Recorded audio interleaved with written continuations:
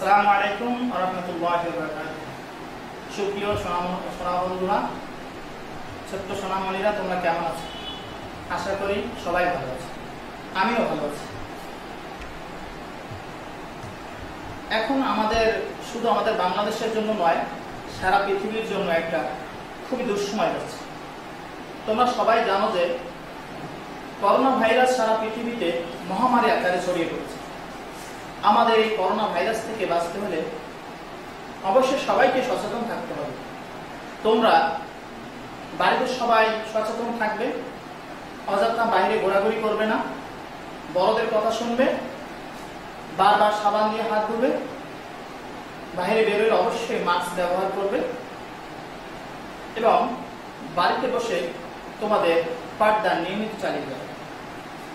ধন্যবাদ। আজকে আমি তোমাদের সুন্দর একটি গল্প শোনাবো। তোমরা গল্প শুনবে? অবশ্যই তোমরা গল্প শুনতে ভালোবাসো। গল্পটা শুনো। আমাদের গ্রামের এক চাচা, নাম আব্দুল করিম। তিনি কখনো ঢাকা শহর যাননি। তার একটা ছেলে ঢাকা শহরে চাকরি করে। তার ছেলে বলল, বাবা আপনি আমার কাছে একটু বেড়াতে আসেন। যে বলল, করিম সাহেব তার ছেলের কাছে বেড়াতে গেল।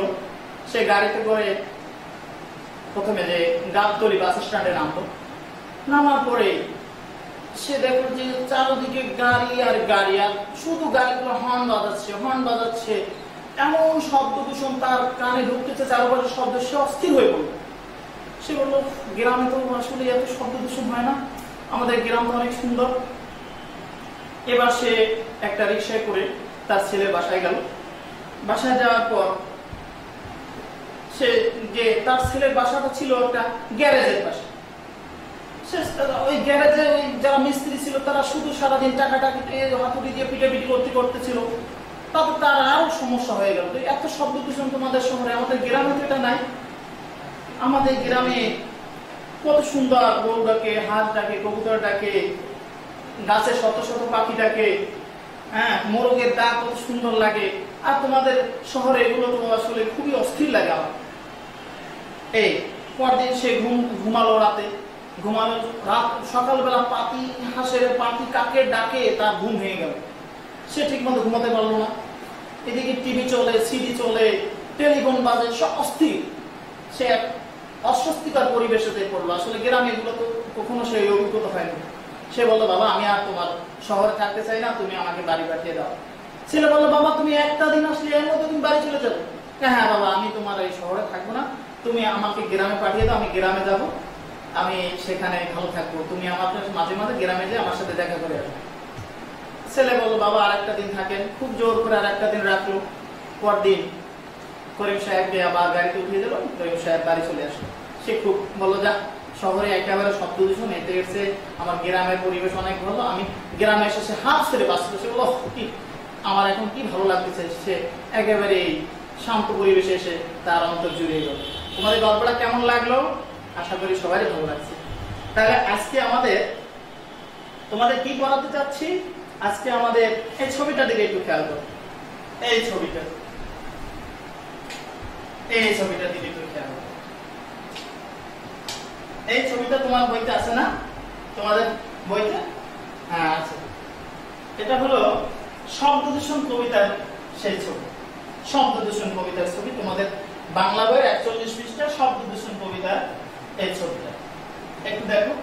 এই দেখো, এইটার উপরটা হলো গ্রামের পরিবেশ, কত সুন্দর পাখি, পাখি, মোরগ। আর নিচের গুলো দেখো শহরের পরিবেশ। এই ভেরিওলা, বাস, গাড়ি, পাখিটা, কি পরিমাণ অস্থিরতা শহরে। আচ্ছা, দেখছো তোমাদের ভালো লাগছে ছবিটা দেখে? হ্যাঁ অবশ্যই, আশা করি তোমাদের ভালো লাগছে। এবার আমরা এই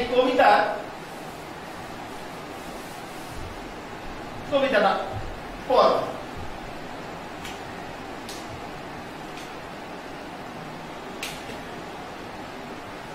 তাহলে আমাদের আজকের পাঠ কি? আমাদের আজকের পাঠ হলো কবিতা শব্দ দূষণ।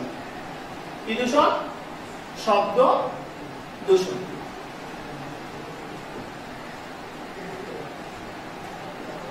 শব্দ দূষণ। এই কবিতাটা লিখেছেন প্রখ্যাত ছড়াকার বাংলাদেশের একজন বিখ্যাত ব্যক্তি সুকুমার বড়ুয়া, যিনি 1938 সালের 5ই জানুয়ারি চট্টগ্রামের রাউজানে জন্মগ্রহণ করেন।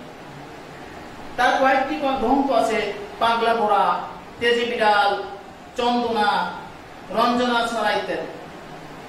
তিনি শিশু সাহিত্যে বাংলা একাডেমি পুরস্কার লাভ করেন। তাহলে আমাদের এই যে শব্দ দূষণের কবিতাটি লিখেছেন কে? কবি সুকুমার বড়ুয়া।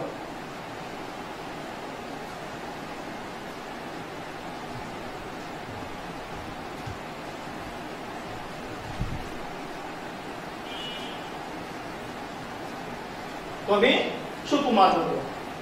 তাহলে আমাদের শব্দ দূষণ কবিতাটি কে লিখেছেন? শব্দ দূষণ কবিতাটি লিখেছেন বিখ্যাত কবি ছড়াকার সুকুমার বড়ুয়া। আমরা এবার এই কবিতাটা একটু পড়ব। শব্দ দূষণ লিখেছেন সুকুমার বড়ুয়া।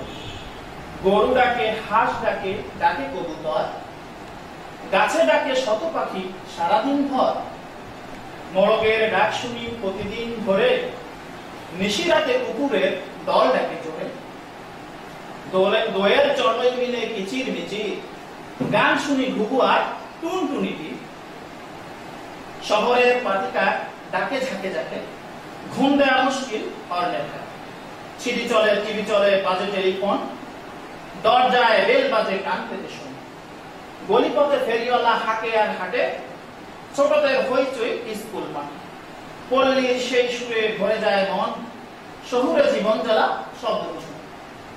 ধন্যবাদ। আমি আবার একটু বলে শোনাচ্ছি তোমাদের। শব্দ দূষণ লিখেছেন সুকুমার বড়ুয়া।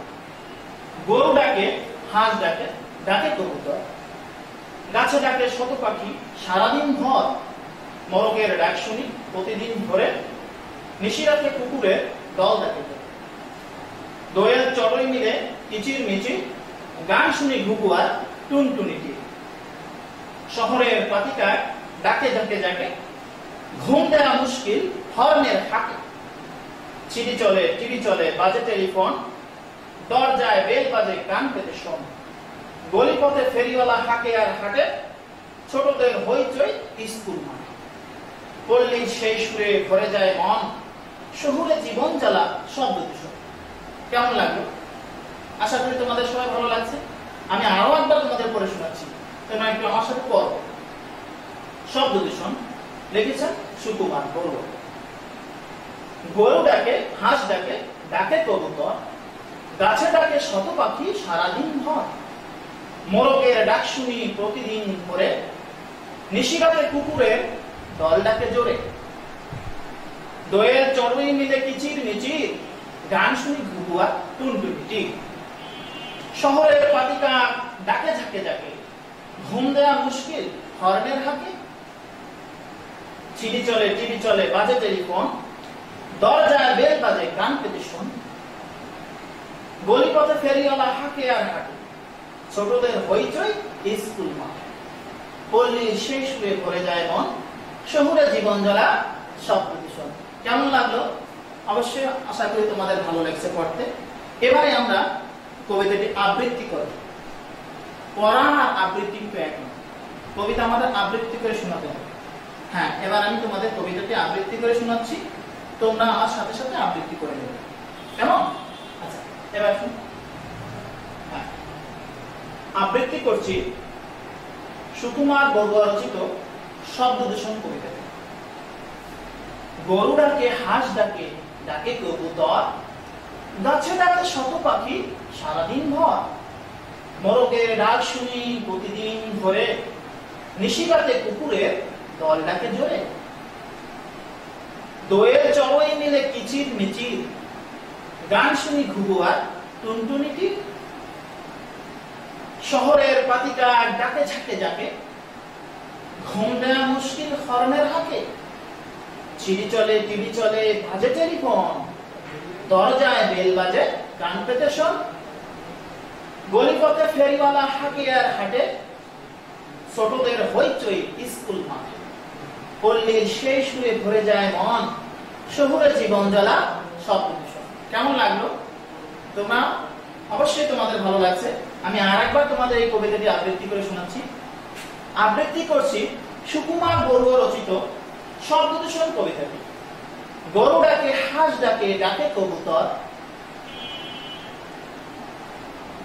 গাছে ডাকে শত পাখি সারাদিন ভর, মোরগের ডাক শুনি প্রতিদিন ভোরে, নিশিরাতে কুকুরের দল ডাকে জোরে, দোয়েল চড়ই মিলে কিচির মিচির, গান শুনি ঘুঘুয়ার টুনটুনটি, শহরের পাতিকার ডাকে ঝাঁকে ঝাঁকে, ঘুম দেওয়া মুশকিল হর্নের হাঁকে, চিড়ি চলে, টিভি চলে, বাজে টেলিফোন, দরজায় বেল বাজে, কান পেতে শোন, গলিপথে ফেরিওয়ালা হাঁকে আর হাঁটে, ছোটদের হইচই স্কুল মাঠে, পল্লী সেই সুরে ভরে যায় মন, শহুরে জীবন জ্বালা শব্দ দূষণ।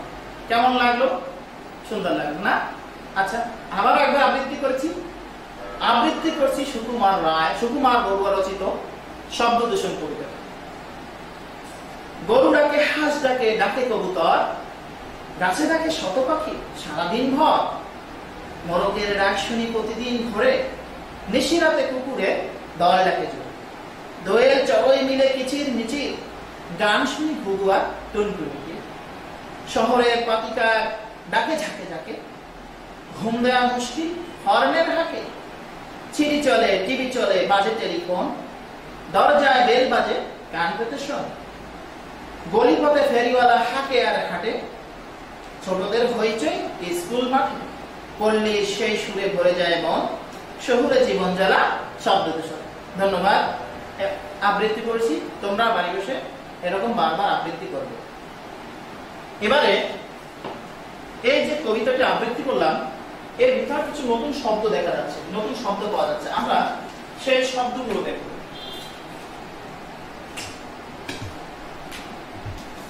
এবং সেই শব্দগুলো শব্দ অর্থ জানার চেষ্টা করব। যেমন এখানে এই পাঠের মধ্যে, কবিতাটির মধ্যে আমরা 4টি নতুন শব্দ খুঁজে পেয়েছি। এর প্রথম আছে নিশিরাত। প্রথম শব্দটি আছে নিশিরাত। নিশিরাত শব্দের অর্থ গভীর রাত অথবা মাঝরাত। তারপর আছে কিচিরমিচির। কিচিরমিচির শব্দের অর্থ পাখির ডাকাডাকির আওয়াজ। কিচিরমিচির শব্দের অর্থ পাখির ডাকাডাকির আওয়াজ। তারপর আছে ফেরিওয়ালা। ফেরিওয়ালা তো তোমরা অবশ্যই চেনো। ফেরিওয়ালা মাথায় ঝুড়িতে করে অনেক কিছু বিক্রি করে। পাশাপাশি আমাদের এলাকায়, আমাদের গ্রাম অঞ্চলে ফেরিওয়ালারা তোমার অ্যালুমিনিয়ামের হাঁড়ি পাতিল বিক্রি করে কাঁধে করে। এই সেই ফেরিওয়ালা। ফেরিওয়ালা তো রাস্তায় বা বাড়িতে ঘুরে যারা জিনিসপত্র বিক্রি করে তাদের বলা হয় ফেরিওয়ালা। শব্দ দূষণ। শব্দ দূষণ হলো অত্যন্ত কোলাহলে শব্দ দূষণ ঘটে। শব্দ দূষণ শব্দের অর্থ হলো অত্যন্ত কোলাহলে শব্দ দূষণ ঘটে। তোমরা অবশ্যই এটা করে নেবে। তোমাদের বইতে এই শব্দ চারটা আছে এবং এই সব বইয়ের পিছনে শব্দের চারটার অর্থ দেওয়া আছে, সেখান থেকে খুঁজে তোমরা বের করে এই 4টি শব্দ অর্থ মুখস্থ করবে এবং লেখার চেষ্টা করবে। এবারে আমরা ওই 4টি শব্দ দ্বারা যে বাক্য তৈরি করা যায়, এই শব্দগুলো দ্বারা বাক্য তৈরি করা যায় সেটা আমরা শিখব। তোমরা ইতিপূর্বে অন্য শব্দ দিয়ে বাক্য তৈরি শিখেছো, তারপর আবার তোমাদের শেখানো হচ্ছে। যেমন বক্সের শব্দ দিয়ে বাক্য তৈরি করি। বক্সে আছে ফেরিওয়ালা আছে, নিশিরাত আছে, শব্দ দূষণ আছে এবং কিচিরমিচির। আগে যে 4টি নতুন শব্দ আমরা খুঁজে পেয়েছিলাম, সেই 4টি নতুন শব্দ দিয়ে আবার এখানে আমরা এই বাক্য তৈরি করব। কিভাবে বাক্য তৈরি করতেছি? এখানে খালি ঘর দেওয়া থাকবে, উপরের বক্সের শব্দগুলো দিয়ে এই বাক্যটা তোমরা পরিপূর্ণ করবে। যেমন ক নম্বরে আছে ড্যাশ চেঁচামেচি করো না, সবাই ঘুমোচ্ছে। কি চেঁচামেচি করো না? কি লেখা যায় এখানে? ড্যাশ চেঁচামেচি করো না, সবাই ঘুমোচ্ছে। এখানে লেখা যায় যে নিশিরাতে চেঁচামেচি করো না, সবাই ঘুমোচ্ছে। নিশিরাতে চেঁচামেচি করো না, সবাই ঘুমোচ্ছে, এটাই দেওয়া হয়। তারপর খ নম্বরে ভোর বেলাতে পাখির ড্যাশ শুনে আমার ঘুম ভাঙে। ভোর বেলাতে পাখির ড্যাশ শুনে আমার ঘুম ভাঙে। কি ভাঙে? ভোর বেলাতে পাখির কিচির মিচির শুনে আমার ঘুম ভাঙে। ভোর বেলাতে পাখির কিচির মিচির শুনে আমার ঘুম ভাঙে। তারপর কি আছে? ড্যাশ হাঁক দিচ্ছে থালা বাসন চাই। কে হাঁক দিচ্ছে? ফেরিওয়ালা। ফেরিওয়ালা হাঁক দিচ্ছে থালা বাসন চাই। ড্যাশ হাঁক দিচ্ছে থালা বাসন চাই। ফেরিওয়ালা হাঁক দিচ্ছে থালা বাসন চাই। তারপর ঘনকার আছে আমাদের শোনার ক্ষমতা কমিয়ে দেয়। কে আমাদের শোনার ক্ষমতা কমিয়ে দেয়? এখন এই ফেরিওয়ালা হয়ে গেল, নিশিরাত হয়ে গেল, কিচির মিচির হয়ে গেল, বাকি আছে শব্দ দূষণ। হ্যাঁ, শব্দ দূষণ আমাদের শোনার ক্ষমতা কমিয়ে দেয়। এবারে এখান থেকে আমরা বাদ দিলাম, এগুলো মনে করো নেই। এখন আমি যদি বলি ফেরিওয়ালা দিয়ে একটা বাক্য তৈরি করো, তোমরা কি বলবে? যে ফেরিওয়ালা হাঁক দিচ্ছে থালা বাসন চাই। তারপর নিশিরাত দিয়ে যদি একটা বাক্য তৈরি করতে বলি, কি বলবে? যে নিশিরাতে চেঁচামেচি করো না, সবাই ঘুমোচ্ছে। তারপর যদি বলি শব্দ দূষণ দিয়ে একটা বাক্য তৈরি করো, কিভাবে তৈরি করতে হবে? যে শব্দ দূষণ আমাদের শোনার ক্ষমতা কমিয়ে দেয়। তারপর যদি বলি কিচির মিচির দিয়ে একটা বাক্য তৈরি করো, কিচির মিচির সকালবেলা পাখির কিচির মিচির শব্দে আমার ঘুম ভাঙে। এরকম বাক্য তৈরি করতে হবে। বুঝতে পারছো ছোট্ট সোনা বন্ধুরা কিভাবে বাক্য তৈরি করতে হয় শব্দ দিয়ে? অবশ্যই বুঝতে পারছো। বাড়িতে বসে তোমরা বারবার চেষ্টা করবে কিভাবে শব্দ, নতুন নতুন শব্দ খুঁজবে এবং সেই শব্দের অর্থ বের করবে, সেই আবার সেই শব্দ দিয়ে বাক্য তৈরি করবে। এবারে আমরা এই তোমাদের এই যে কবিতাটি পড়ালাম সেখান থেকে কিছু যুক্ত বর্ণ। যুক্ত ব্যঞ্জন কাকে বলে? একটা ব্যঞ্জন বর্ণের সাথে আরেকটা ব্যঞ্জন বর্ণ যদি যুক্ত থাকে তাকে যুক্ত বর্ণ। সেই যুক্ত বর্ণ, এখানে যুক্ত বর্ণ প্রথম আছে তোমার বয় দ। আচ্ছা, কি বয় দ? আমি তোমাদের যুক্ত ব্যঞ্জনগুলো একটু ভেঙে দেখাচ্ছি।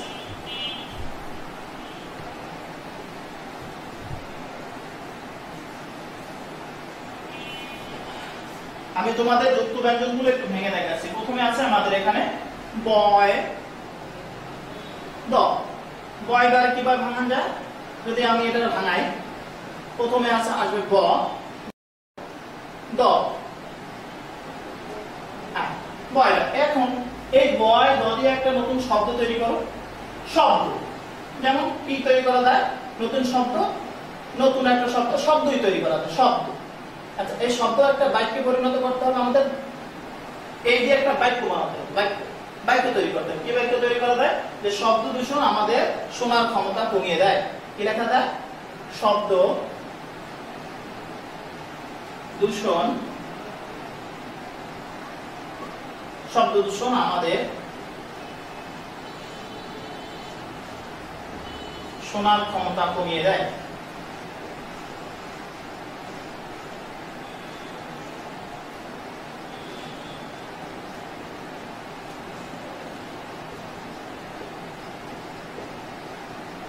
কমিয়ে দেয় সব। তারপর আছে নয় রে। নয় রে, এখানে কিভাবে ভাঙা যায়? প্রথমে রেপ আগে আসবে, রেপ, রেপ মানে র, রেপ আগে আসবে, তারপর যোগ দন্ত। হর্ন, আমরা এখানে নতুন শব্দ বানাচ্ছি horn. Horn, horn, horn, horn যেটা বাক্য তৈরি করি, হর্ন। হর্ন, অযথা হর্ন বাজিও না, অযথা হর্ন বাজিও না, হর্ন বাজিও না।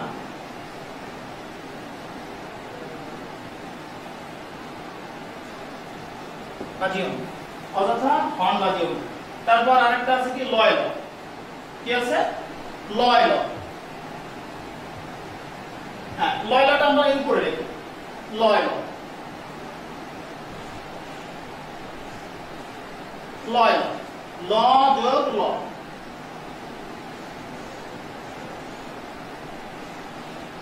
ল যোগ ল কি লেখা যায়? পল্লী। পল্লী লেখা যায়, পল্লী। কি লেখা যায়? পল্লী। এখন বাক্য তৈরি করি, পল্লী জীবন আমার খুব ভালো লাগে। পল্লী জীবন আমার ভালো লাগে।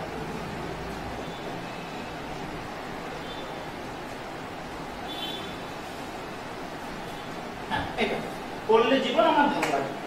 এভাবে তোমরা যুক্ত ব্যঞ্জন দিয়ে যুক্ত ব্যঞ্জন ভাঙিয়ে নতুন শব্দ তৈরি করে সেখান থেকে বাক্যে পরিণত করবে।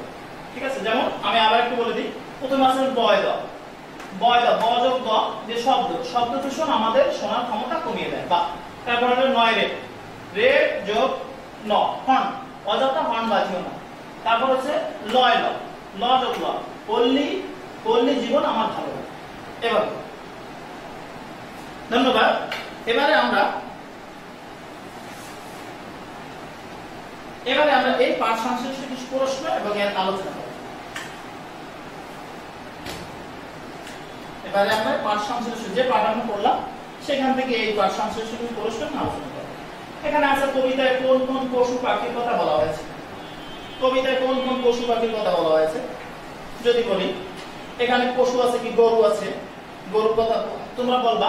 কবিতায় যেসব পশুর কথা বলা হয়েছে সেগুলো হলো গরু, তারপর তোমার কুকুর আছে, গরু কুকুর, হ্যাঁ, তারপর হলো এই দুইটাই আছে, গরু কুকুর। আর এখানে যে পাখির কথা বলা হয়েছে পাখির মধ্যে আছে হাঁস, কবুতর, কাক, তারপর আছে এখানে আছে চড়ুই, টুনটুনি, এগুলো আছে। এই সমস্ত পাখির কথা তোমাদের এখানে বলা আছে। শহরে কি কারণে শব্দ দূষণ হয় এটা তো অবশ্যই বুঝতে পারছো। শহরে অনেক গাড়ি আছে, গাড়ির হর্নের কারণে শব্দ দূষণ হয়। টিভি চলে, সিডি চলে, টিভি টেলিফোন বাজে, দরজায় বেল বাজে, এই ফেরিওয়ালা হাঁক মারে, তারপর তোমার ছোটদের হইচই আছে স্কুল মাঠে, এগুলোর কারণে শহরে শব্দ দূষণ হয়ে থাকে। গ্রামের মানুষ কোন পাখির ডাক শুনে ঘুম থেকে ওঠেন? পরের প্রশ্ন হলো গ্রামের মানুষ কোন পাখির ডাক শুনে ঘুম থেকে ওঠেন? গ্রামের মানুষ যে সমস্ত পাখির মোরগের ডাক শুনে প্রতিদিন তারা, এখানে বলা যায় গ্রামের মানুষ তোমার ঘুঘু, টুনটুনি, মোরগের ইত্যাদি এই পাখির ডাক শুনে ঘুম থেকে ওঠে। কেমন? তাহলে আমাদের কি হয়েছে, কবিতায় কোন কোন পশু পাখির কথা বলা হয়েছে? কবিতা এখানে আছে তোমার গরুর কথা, কুকুরের কথা বলা হয়েছে, দুইটা পশু। এবং পাখি আছে কি, টুনটুনি, কবুতর, মোরগ, তারপর চড়ুই, এগুলো। আর গ্রামের মানুষ সাধারণত আমরা গ্রামের মোরগের ডাক শুনে ঘুম থেকে উঠি, পাশাপাশি ঘুঘু, টুনটুনি, অন্যান্য অনেক পাখি সকালবেলা ডাকাডাকি করে, সেই পাখির ডাক শুনে আমরা ঘুম থেকে উঠি। তাহলে কেমন, তোমরা প্রশ্নগুলো কি বুঝতে পারছো? এবং প্রশ্ন উত্তর আশা করি বুঝতে পারছো। আবার একটু তোমাদের বই আছে, বইতে আছে, সেগুলো একটু খেয়াল করে পড়বে এবং এগুলো একটু বুঝে নেবে। আজকে তাহলে এবার তোমাদের আমার বাড়ির কাজ দাও। বাড়ির কাজ তুমি বাড়িতে কি করবে? এত সময় যে শিখালাম, যা পড়ালাম, এখন থেকে তুমি অবশ্যই বাড়িতে কিছু করবে। হ্যাঁ, বাড়ির কাজের ভিতরে কি আছে, তোমাকে যে নতুন শব্দগুলো আছে শেখানো হয়েছে, সেই শব্দগুলো শব্দ অর্থ শিখবে। পাশাপাশি যে সমস্ত শব্দ দ্বারা বাক্য তৈরি করে শিখালাম, সেই শব্দগুলো দিয়ে বাক্য তৈরি করা শিখবে। এবং যে প্রশ্ন তিনটি পড়ানো হয়েছে সেই প্রশ্নগুলো মুখস্থ করবে এবং সেগুলো লেখার চেষ্টা করবে। কেমন? তোমাদের বাড়ির কাজ সবাই লিখে নাও। হ্যাঁ, বাড়ির কাজ সবাই দেখে নাও এবং বাড়ির কাজটা নিয়মিত করবে অবশ্যই, এবং সবাই কথা মতো চলবে।